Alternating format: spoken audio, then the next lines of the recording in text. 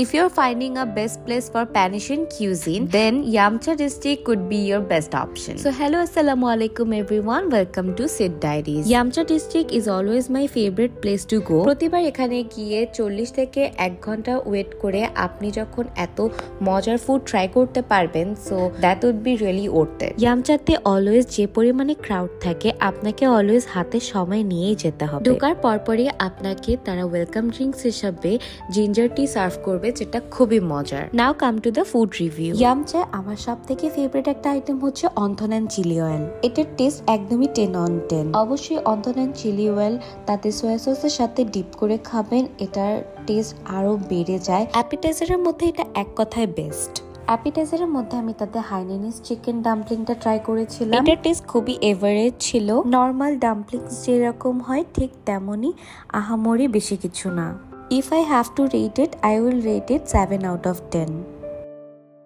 এরপরে আমি তাদের অ্যাপিটাইজার থেকে আরো ট্রাই করেছিলাম পর্ন টেম্পোরা। এটার টেস্ট অনেক মজা ছিল, আর এটার সাথে একটা শাকের পাতা নাকি ফ্রাই করে দিয়েছিল। I will rate it 10 out of 10।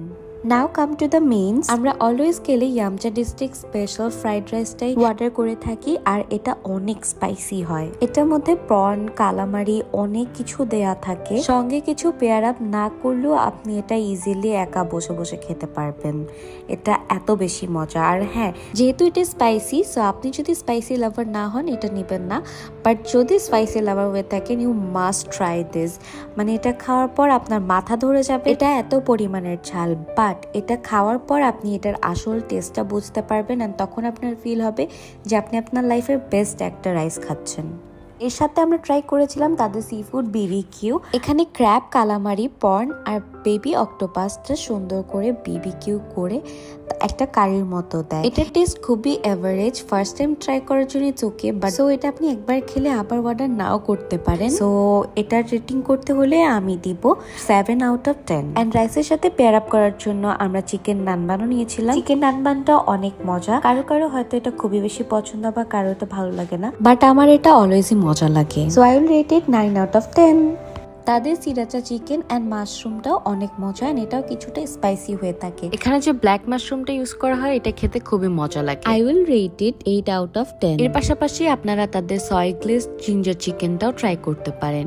এটা একটু সুইট হয়ে থাকে, বাট এটাও খেতে খুবই মজা লাগে। আপনারা ইয়ামচা স্পেশাল ফ্রাইড রাইসের সাথে এটা খুব মজা করে পেয়ার আপ করে খেতে পারবেন, আপনাদের ঝালও খুব একটা লাগবে না। And yeah, I will rate it 9 out of 10। And lastly from their dessert section, we tried their red rubies with coconut milk. তারা এটা কোকোনাট আইসক্রিমের সাথে সার্ভ করে, এন্ড এটার ফ্লেভারটা একদম আপনার মুখে লেগে থাকবে।